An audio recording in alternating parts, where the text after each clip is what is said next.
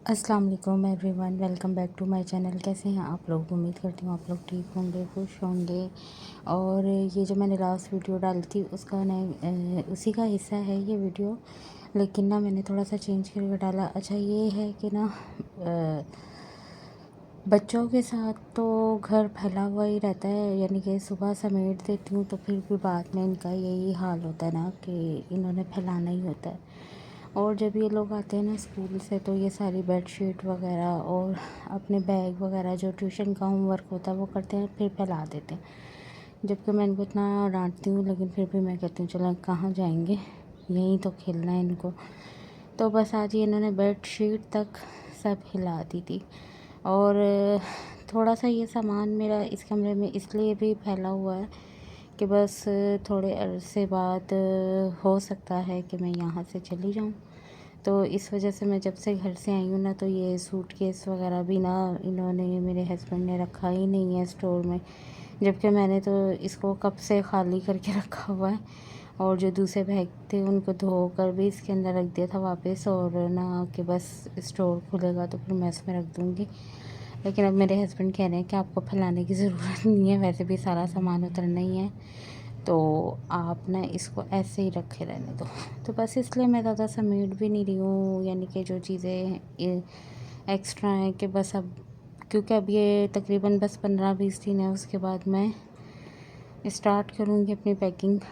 और आप लोग कैसे हैं ज़रूर बताएं, कौन कौन कहाँ कहाँ से मेरा चैनल देख रहा है, मेरा व्लॉग देख रहा है, ज़रूर बताएं। लाइक शेयर कमेंट सब्सक्राइब भी ज़रूर कर दिया करें। और ये जो राफ़े है ना, ये खाली कॉटन, कहीं भी अगर जैसे कोई भी खाली बॉक्स हो कॉटन जैसे ये होता है गत्ते का, तो ये इसमें ना अपने सारे खिलौने डाल देते हैं और ये फिर सब जगह उठा उठा के लिए फिरता है। और ना मैंने अभी इसको डांटा भी था, मैंने कहा कि ना तुम ये सारा सामान फैला देते हो, मैं नहीं समेटूँगी अपना और मैं ये सब फेंक दूँगी। तो वो डर के ना यहीं पे वापस रख के चला गया। और ये बेड जो है इंशाल्लाह ये तो मैं दूसरे वाले घर में जाके नहीं लगाऊंगी, जो मेरे सिंगल बेड है ना मैं उन्हीं को लगाऊंगी, क्योंकि उन दोनों बेडों के मेरे पास मैट्रेस हैं, लेकिन ये डबल बेड का मैट्रेस नहीं है, इसलिए बस इनको मैंने सेट किया हुआ है जिस तरह भी करके। वैसे हम लोग सोते भी नहीं हैं इस कमरे में, बस ये समझ लें कि बस इसको लगाया हुआ है कि बच्चे खेल लेते हैं छुट्टी वाले दिन, क्योंकि वो लोग उठ जाते हैं सुबह जल्दी, तो वो रूम में ना काफ़ी शोर करते हैं, तो फिर इनके बाबा ना इनको कहते हैं जाओ दूसरे रूम में जाके खेलो। तो इसलिए, और फिर ज़ाहिर सी बात है उनको भी आराम करने के वो 2 ही दिन मिलते हैं, फिर तो ज़ाहिर है पूरा हफ्ता स्कूल की जो ड्यूटी होती है वो तो ज़ाहिर है सब पेरेंट्स को अंदाज़ा है कि कितनी हार्ड होती है, कि इंसान आराम करना भी चाहे तो नहीं कर पाता। और फिर हमारे बच्चों की ना टाइमिंग सबकी अलग अलग है, सबूर की अलग है, राफ़े की अलग है, इन दोनों बहनों की अलग है। तो वो बेचारे ना सुबह इतने उनके चक्कर लगते हैं स्कूलों के, तो बस इसलिए वो जुम्मा हफ्ता इतवार मेरी कोशिश होती है कि वो जब सोए हुए हों तो मैं इन बच्चों को, या तो मैं ख़ुद जल्दी उठ के मैं इनको बाहर निकाल लेती हूँ कमरे से, या मेरे बच्चे अल्लाह का शुक्र इतने अच्छे हैं कि ना वो लोग ख़ुद ही दूसरे रूम में जाके खेलने लगते हैं। बस ये है थोड़ा सा कि अब गर्मी है तो इस कमरे में एसी चलता है, हमारे बेडरूम जो है दूसरा, तो वो बच्चे ना थोड़ा ज़ाहिर है ठंडक की लालच में वहीं बैठे रहते हैं, लेकिन फिर भी ना डांट पड़ती रहती है, तो फिर मैं कोशिश करती हूँ उनको ना किसी न किसी चीज़ में लगा लूँ, उनको नाश्ता वगैरह करा देती हूँ, उनको नहला देती हूँ जल्दी जल्दी के, बस ये थोड़ा सा गिराएँ, फिर वो लोग नीचे चले जाते हैं अपनी दादी वगैरह के पास खेलने के लिए। तो बस आज मैंने कहा इस बेडशीट को भी अच्छे तरीके से झाड़ दूँ। और ना ये बेडशीट ना गंदी भी नहीं होती है, यकीन करें, ये काफ़ी दिन हो गए हैं, महीना एक हो गया इसको बिछे हुए, लेकिन ये ख़राब गंदी ही नहीं होती। यहाँ ना हमारा कुछ बैठ के बच्चे खाते पीते हैं ना कुछ, बस उनका ये होता है कि किसी दिन उनको लगती है कि यहाँ खिड़की खोल के बैठ जाना, या जैसे इनके पापा जा रहे हो तो उनको आवाज़ें मारते हैं, राफे छोटा है ना, अब उसकी हरकतें छोटी छोटी सी हैं, तो इसलिए बस थोड़ा सा ये रूम फैल जाता है। अच्छा आज ना मैंने कहा अपने इस वाले किचन को भी ये साफ़ कर दूँ, क्योंकि डस्ट बहुत ज़्यादा आती है जो हमारी बैग पे खिड़की है, तो काफ़ी दिन से बस मैं सोच रही हूँ कि इसको साफ़ करूँ, लेकिन ना फिर वही डिले कर देती हूँ गर्मी की वजह से, फिर बस सुस्ती आ जाती है। बस इतना काम करती हूँ जितना ज़रूरी होता है। लेकिन आज तो मैंने सोचा नहीं भाई, आज मैंने अपने किचन को साफ़ करना है। तो बस मैं लग गई थी अपने किचन को साफ़ करने के लिए, और इतनी मट्टी होती है, इतनी मट्टी होती है, यकीन करें मेरा ना हर 8 दिन बाद ना इस किचन को मुझे साफ़ करना पड़ता है, जबकि मेरा इसमें कोई काम नहीं है। अगर मैं कोई एयर फ्रायर में कोई चीज़ बना दूँ तो वो सिर्फ वो ही बनती है, और माइक्रोवेव में अगर कोई चावल वगैरह गर्म करने हो तो वो करती हूँ।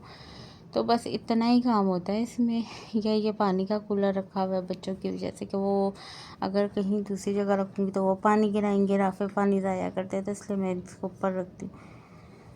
तो बस कहते हैं ना, कोई जगह एक्स्ट्रा हो तो वो फिर एक्स्ट्रा ही सामान भरता रहता है उसके अंदर, और इसको मैं रोज़ साफ़ करती हूँ। यकीन करें सबका ये काम है, मेरे हस्बैंड और बच्चों का, कि ना वो आएंगे और इधर जो फालतू सामान है वो इधर, जो फालतू सामान है वो इधर।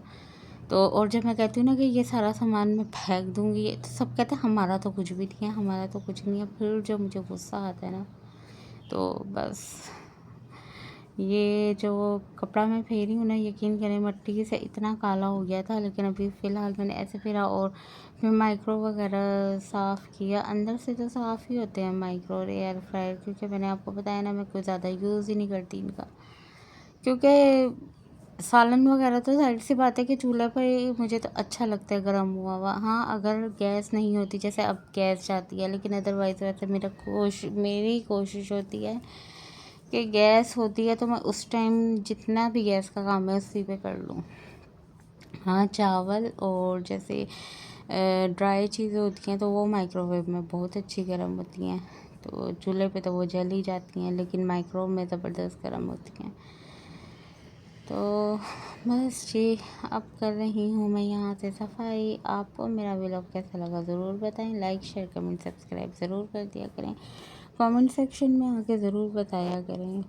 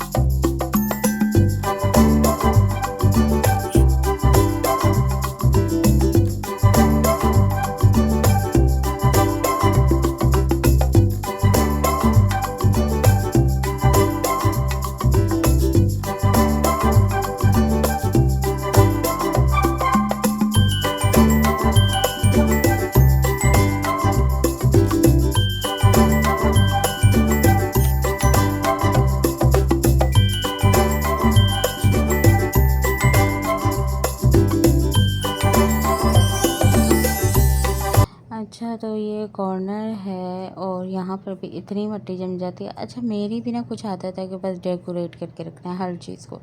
और यहाँ देखें, यकीन करें, इनकी इतनी फालतू चीज़ें थी ना, मेरा दिल चाह रहा था मैं इन सबको फेंक दूँ।